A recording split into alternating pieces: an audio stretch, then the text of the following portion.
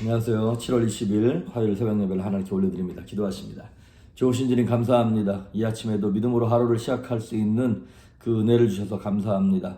우리의 모습이 참 게으르고 나태하며 인내하지 못하는 욕심에 가득 찬 모습이지만 예수님의 보혈로 우리를 덮으시며 주님의 말씀으로 깨닫게 하셔서 새롭게 결단하게 하시고 새 마음 새 심령을 허락하여 주옵소서. 말씀 가운데 함께 하시길 소망하며 예수님의 이름으로 기도했습니다. 아멘. 우리 예찬송가 376장, 새찬송가 450장, 내 평생 소원 이것뿐 우리 찬양하십니다. 내 평생 소원 이것뿐 주의 일하다가 이 세상 이별한 날 주 앞에 가리라. 헛된 세상을 취할 건 무엇냐. 이 수고한 말하여도 어떤 것뿐일세. 같은 시험 마누라 겁내지 맙시다. 권능 크시니 이기고 남겠네. 금보다 귀한 믿음은 참 보배되도다. 이 진리 믿는 사람들 다 복을 받겠네. 살같이 빠른 광음을 주 위에 아끼세. 온 몸과 마음을 바치고 힘써서 일하세.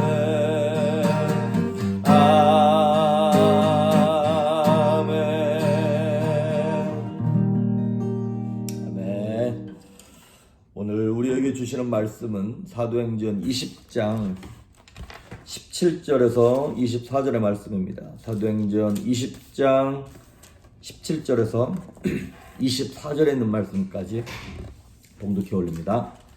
바울이 밀레도에서 사람을 에베소로 보내어 교회 장로들을 청하니 오매 그들에게 말하되 아시아에 들어온 첫날부터 지금까지 내가 항상 여러분 가운데서 어떻게 행하였는지를 여러분도 아는 바니 곧 모든 겸손과 눈물이며 유대인의 관계로 말미암아 당한 시험을 참고 주를 섬긴 것과 유익한 것은 무엇이든지 공중 앞에서나 각 집에서나 거리낌이 없이 여러분에게 전하여 가르치고 유대인과 헬라인들에게 하나님께 대한 회개와 우리 주 예수 그리스도께 대한 믿음을 증언한 것이라.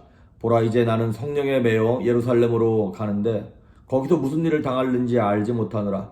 오직 성령이 각 성에서 내게 증언하여 결박과 환난이 나를 기다린다 하시나 내가 달려갈 길과 주 예수께 받은 사명 곧 하나님의 은혜의 복음을 증언하는 일을 마치려 하면은 나의 생명조차 조금도 귀한 것으로 여기지 아니하노라. 아멘. 지금 사도 바울이 3차 전도여행을 마무리 짓고 이제 본부로 돌아가는 길입니다. 이게 지금 3차 전도여행 같은 경우에는 에베소를 맨 처음에 이렇게 들려서 온 거기 때문에 거기서 근 3년 가까이 사역을 했고 거기를 걸쳐서 빌립보, 데살로니가, 고린도 갔다가 거기 다시 거꾸로 돌아와서 지금 이제 배를 타고 어디로 왔냐면 17절에 나오는 말씀처럼 밀레도라고 하는 곳에 도착했습니다. 그 13절에서 16절에 보면 중간에 아소, 미둘레네 이렇게 나오는데 거기는 잠깐 들린 도시고요. 이제 밀레도에 들렸다가 본부로 가는 거예요. 근데 밀레도가 그 3년 동안 사역을 했던 에베소에도 되게 가까운 도시예요. 그러면 사도 바울 입장에서는 3년 동안 온 눈물과 사랑을 쏟았던 에베소 교회를 방문했다가 가까우니까 본부로 돌아가면 되는데 하루라도 빨리 예루살렘으로 돌아가고 안디옥으로 돌아가고 싶어서 이거를 왜냐하면 교회에다 보고하고 그래야 또 그들에게 전달해 주어야 할 이 구제헌금이 있었거든요. 워낙에 그 당시 예루살렘이 이제 기근과 이런 것들로 말미암아 예루살렘 교회가 어려운 거예요. 그러니까 그 선교연금, 구제연금을 빨리 전달해주고 싶은 마음에 에베소에 들어가지 아니하고 밀레도라고 하는 항구 도시에서 에베소에 있는 리더들, 교회 장로들을 다 불러냈어요. 자, 그럼에도 불구하고 사도 바울이 빨리 예루살렘으로 돌아가고 싶었을 텐데, 우리 어제 보셨던 것처럼 드로아에서 밤새 일주일 동안 있으면서 밤 늦게까지 복음을 전하다가 청년이 떨어져 죽었고, 그 청년을 또한 살리고, 또 굳이 밀레도에 들려서 에베소 장로들을 청해가지고 한마디라도 좀 더 하려고 그들에게 교회를 잘 부탁한다, 복음을 제대로 전해라. 그 높아심과 정말 영혼을 사랑하는 그 마음에 사도 바울이 이 고백을 지금 하고 있는 거예요. 사도 바울의 나이가 청년이 아닙니다. 지금 노년입니다. 그럼에도 불구하고 사도 바울로 하여금 그 영혼들을 향한, 교회를 향한 불타는 마음과 심령, 도대체 무엇이 사도 바울을 이렇게 살아있게 만든 걸까? 지난번에도 말씀드렸던 것처럼 저는 제가 기도할 때마다 빼먹지 않고 하나님께 간구하는 것이, 하나님, 종이 사역을 할 때 뭐 사역이 잘 되면 좋겠습니다만은 잘 되든 어찌 되든 다 하나님께 달린 것 아닙니까? 대신 신명나게 일하게 해주십시오. 그러니까 무슨 말이냐면, 그 일을, 그것이 어렵든 쉽든 감당하긴 감당하겠는데 쉬운 일이든 어려운 일이든 기쁨으로 하게 해달라는 거예요. 그것이 행복하고 그 일을 감당하면서 막 열정이 식어지고 이걸 내가 왜 하나, 이런 느낌 안 들도록 그 에너지만, 영적 에너지만 공급해 주십시오. 그러면 하나님이 어디를 가라시든 가고 무엇을 하라고 말씀하시든 하겠습니다라고 하는 그 마음이 개척 때부터 기도했던 거거든요. 하나님께서 나를 뭐 청빙으로 부르시든 개척으로 부르시든 얼마나 힘들든 상관없습니다. 그 대신 그게 힘든 게 힘든 줄 모르고 넘어갈 수 있는 영적 에너지와 열정과 영적 야성을 주십시오 라고 하는 그 기도를 10년 전부터 지금까지 계속 해오고 있어요.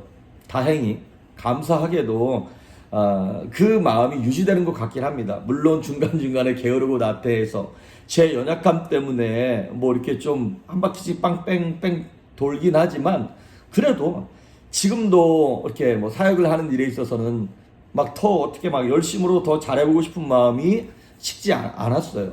자, 이렇듯 사도 바울이 도대체 무엇이 그를 이렇게 살아나게 만들고 신명나게 만들었을까? 그건 간단합니다. 사명입니다. 사도 바울에게 주어진 미션인 거예요. 여러분, 결론부터 말씀드리면 이거예요. 사명은 고난을 초월합니다. 사명은 환난을 뛰어넘습니다. 우리가 연어 있잖아요. 연어가 평생 바다에서 살다가 이제 죽을 때가 되면 이제 새끼를 낳아야 되잖아요. 그러면 바다에서 낳는 것이 아니라 그 죽을 때가 되면 자기가 태어났던 곳으로 바다를 뺑뺑 돌다가 약 2만 킬로미터를, 그럼 15,000~16,000마일을 그냥 헤엄치다가 다시 자기가 태어났던 강으로 거꾸로 회귀해서 올라간다는 거예요. 그런데 처음 자기가 태어났던 그 장소로 올라가는 게 쉽지 않다는 거죠. 중간에 낚시꾼도 있고 곰도 기다리고 있고 뭐 높은 폭포도 막 뛰어 올라가야 하고. 그러면 연어는 왜 그렇게 목숨을 걸고 처음 있던 장소로 회귀해서 돌아가나요? 왜냐하면 생명을 번식해야 할 그러니까 이렇게 이어야 할 연어의 사명이 있는 거잖아요. 수고하시는 소방관들이 불을 끄다가 죽는 경우가, 돌아가시는 경우가 많이 있죠. 그런데 목숨을 버리면서까지 그렇게 불 속에 뛰어드는 이유는요, 생명을 살리고 불을 끄는 것이 그의 사명이고 그것이 가장 영광스러운 그들의 위치이기 때문에 그렇습니다. 그러니까 뭐 소방관은 불 끄다 죽는 것이 가장 영광스럽고, 장수는 전쟁터에서 죽는 것이 가장 영광스러운 것처럼 사도 바울도, 우리 성도들도 어떻게 죽어야 할까, 이것이 참 우리가 생각해 보아야 할 과제인 것 같습니다. 오늘 우리가 너무나 잘 아는 20장 24절 말씀을 보십시오. 내가 달려갈 길과 주 예수께 받은 사명, 곧 하나님의 은혜의 복음을 증언하는 일을 마치려 하면은 나의 생명조차 조금도 귀한 것으로 여기지 아니하노라. 주 예수 그리스도의 복음을 전하는 그 사명을 감당하는 일을 위해서는 내 생명도 아깝지 않다라고 하는 고백을 합니다. 여기서 알 수 있는 것이 무엇인가요? 사명은 생명보다 중요하다는 것입니다. 다른 말로 말하면 무슨 얘기일까요? 사명 끝나면 생명도 끝난다는 얘기입니다.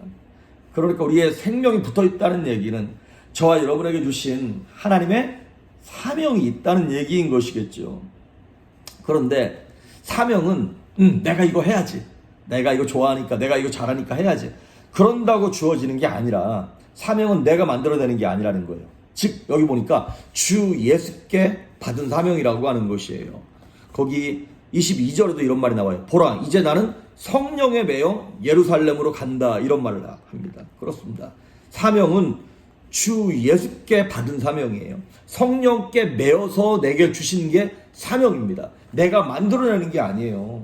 어떤 교회를 보면서, 어떤 성도를 보면서 저 멋있는데 내가 저렇게 살아야지, 이런, 나도 뭐 그래 뭐 중국 선교를 뭐 이거 해야지, 아니면 뭐 내가 이슬람 무슨 뭘 선교를 해야지, 내가 만들어내는 것이 아니라 하나님이 감동하시고 주셔야 한다는 것입니다. 그래서 우리는 우리의 인생이 어때야 되냐?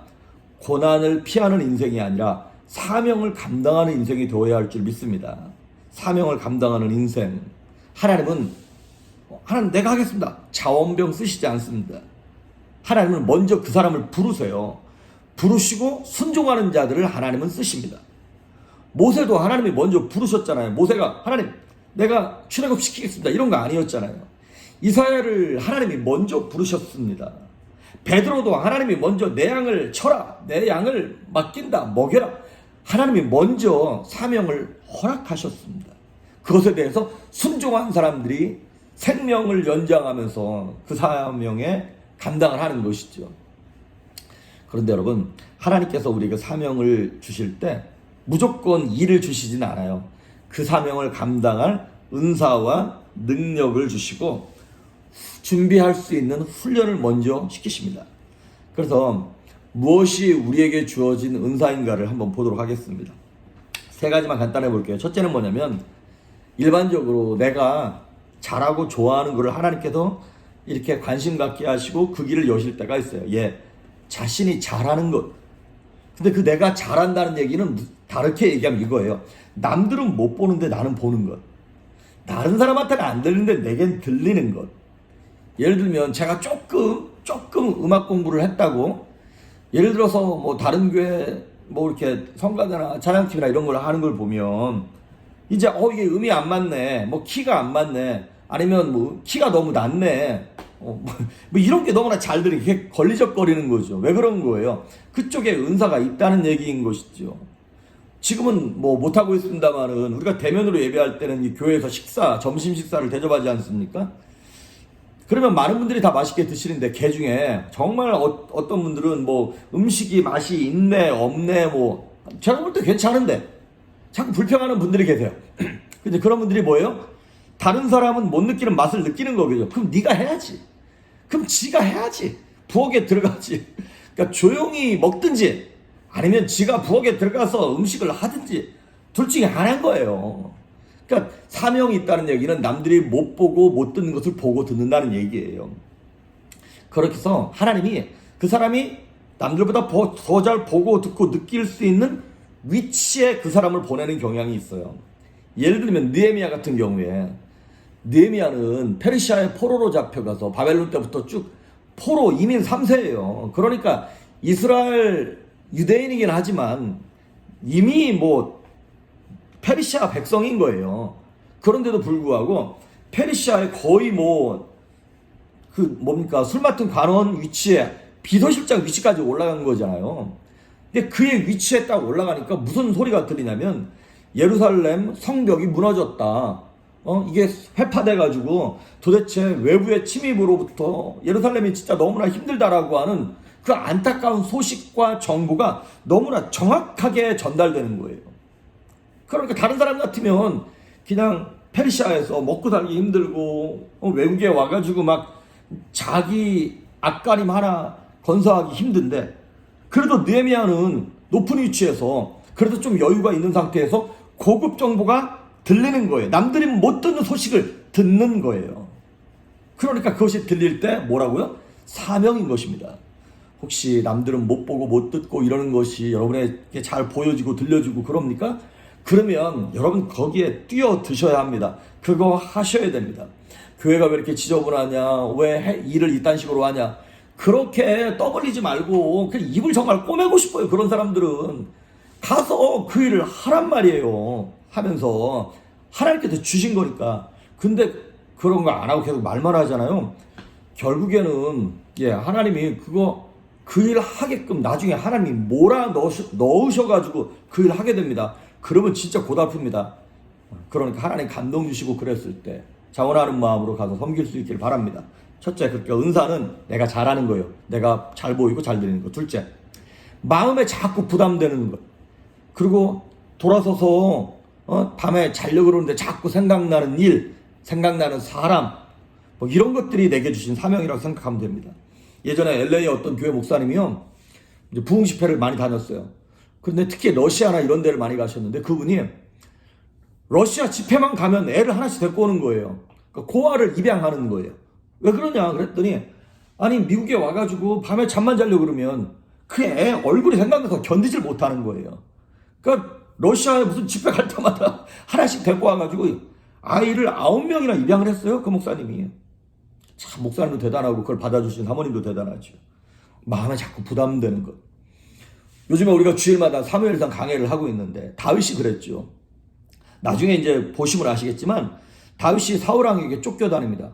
자기 생명 건사하기도 힘들어요. 그런데 자기가 왕도 아닌데 자기 나라에 있는 그일라 백성들이 블레셋이라고 하는 이방 나라의 공격을 받아요. 그거 누가 보호해줘야 됩니까? 왕인 사울이 그거 해야 돼요. 사울은 자꾸 다윗만 죽이겠다고 쫓아다니고, 근데 다윗은 자기 생명 살기 위해서 도망다니면서도 그일라 백성이 자꾸 눈에 밟히는 거야. 자꾸 그 소식이 나한테 들리고 자꾸 부담되는 거야. 내가 아니면 안 될 것 같은 거야. 나중에 가서 블레셋을 맞고 그일라 백성은 다윗이 구원합니다. 그게 바로 은사고 그것이 바로 사명입니다. 결국에는 다윗이 나한테 맡겨진 양 이런 거 처음에 잘 보호하다가, 그 다음에 그일라 백성 보호하다가, 유다 백성 보호하다가 이스라엘 전체 12지파를 보호하는 왕으로서의 사명을 감당하는 거예요. 작은 일에 부담을 느낀 일에 순종하고 그것에 내 온 모든 것을 헌신했더니 하나님이 큰 일을 맡기셨다는 것이죠. 그래서 두 번째, 마음에 부담되는 일, 자꾸 생각나는 일이 사명입니다. 세 번째, 내게 주어진 아픔과 상처가 사명입니다. 장애가 있다든가, 남들이 겪지 않았던 질병을 내가 겪었다든가, 이혼의 아픔이 있다든가, 브로큰 패밀리에서 자라났다든가, 아니면 뭐 사업을 하다가 파산이 났다든가, 학교에서 예전에 왕따를 당해본 경험이 있다든가, 인생을 살면서 뭐 도박, 술, 마약 이런 것들로 방황을 해봤다든가, 이게 다 결국에는 아픔이고 상처지만 하나님은 그거를 은혜로 변화시키셔서 사명으로 쓰시려고 우리에게 주신 뭐랄까요? 하나님의 훈련인 것이죠. 상처 입은 치유자 예수님처럼 wounded healer. 당신께서 머리에 가시관 피가 나시고 손과 발에 못이 박히시고 옆구리에 참자국이 있었기 때문에 우리가 이 땅에서 그렇게 아파하고 고생하고 피땀 흘리는 것을 예수님이 불쌍히 여기시는 것처럼. 그래서 여러분, 사명 있는 사람들이 고난이 많습니다. 주변에 혹시 고난 많은 분들 계십니까? 그런 분들을 불쌍하다, 전생에 무슨 죄가 많길래, 이게 아니라 그 사람들은 하나님께서 정말 하나님의 귀한 일을 위하여 영혼을 살리고 하나님의 사명을 감당하기 위하여 특별 훈련 코스에 집어넣으신 것입니다. 정말 그 가정에 아니면 그 인생에 남들은 한 개만 있어도 감당하기 힘들고 어려운 거를 몇 개씩 겪고 있는 그런 분들 계십니까? 하나님의 은혜가 있는 분들입니다. 그런 분들을 여러분 함부로 무시하시면 안 됩니다. 정말 그 어려운 눈물의 과정을 통과하면서 내가 정말 하나님의 사람으로 변화되어 가고 주변에 어려워하는 사람들을 섬길 수 있는 영적 실력이 생기게 되는 것이죠. 오늘 23절에 바울이 이런 말을 해요. 오직 성령이 각 성에서 내게 증언하여 결받고 환난이 나를 기다린다고 성령이 알려주셨어요. 그러면 우리 같으면 어때요? 성령이, 내가 예루살렘에 가면 고난과 환난이 있다고 성령이 알려주시면 하나님 감사합니다. 나로 하여금 고난당치 않도록 피할 길을 주셨군요. 그리고 예루살렘에 안 들어갈 것 아니겠어요. 그런데 사도 바울은 고난을 피하는 인생이 아니라 사명을 감당하는 인생이었어요. 성령이 알려주셨다. 그랬기 때문에 나는 마음 단단히 먹고 들어간다. 그래서 사명을 감당하는 거예요. 우리의 삶 속에 어떠한 고난도 어떠한 문제도 버릴 것은 없습니다. 사명 끝나면 생명도 끝나는 것입니다. 하나님은 저와 여러분 모두에게 사명을 주셨어요. 그걸 어떻게 할 수 있습니까? 생명이 붙어 있으니까. 생명이 붙어 있다는 얘기는 사명을 주셨다는 얘기인 것이죠. 결국에는 사명 있는 사람이 생명력 있게 살아가게 되어 있습니다. 사명은 고난을 압도합니다. 사명은 환난을 초월합니다. 사명은 생명력 있게 유지하게 만듭니다. 그래서 큰 사명을 발견하면 작은 걱정들은 사라지게 되어 있습니다. 그래서 마태복음 6장 31절 32절에 보니까 너희들은 무엇을 먹을까 입을까 걱정하지 말아라. 이건 다 이방인이 구하는 거야. 사명을 감당하면 내 이 모든 것을 줄게라고 하나님 약속하셨습니다. 오늘 저는 목사로서 목사 주의 일을 주의 사명을 감당하고 여러분은 집안의 가장으로서 아빠로서 남편으로서 엄마로서 아내로서 교회 집사님으로서 장로님으로서 각자에게 주어진 사명이 무엇인가 한번 돌이켜볼 수 있길 바랍니다. 모세처럼 출애굽을 위대한 사명뿐만 아니라 내 아내를 변화시키고 내 주변 사람들을 전도하는 그 작은 일도 사명인 거예요. 오늘 그 작은 일에 충성함으로 큰 것으로 맡기시는 하나님의 영광을 경험할 수 있기를 주의 이름으로 축복합니다. 기도하십니다. 참 좋으신 하나님 감사합니다. 우리에게 생명을 유지하게 하시는 이유는 사명을 감당하기 위함임을 믿습니다. 사명은 고난을 압도하고 초월한다 하셨사온데 오늘 우리 사도 바울과 같은 인생처럼 우리도 주님께 영광되는 인생으로 살아갈 수 있도록 은혜와 은사를 허락하여 주시옵소서. 감사드리옵고 예수님의 이름으로 기도했습니다. 아멘.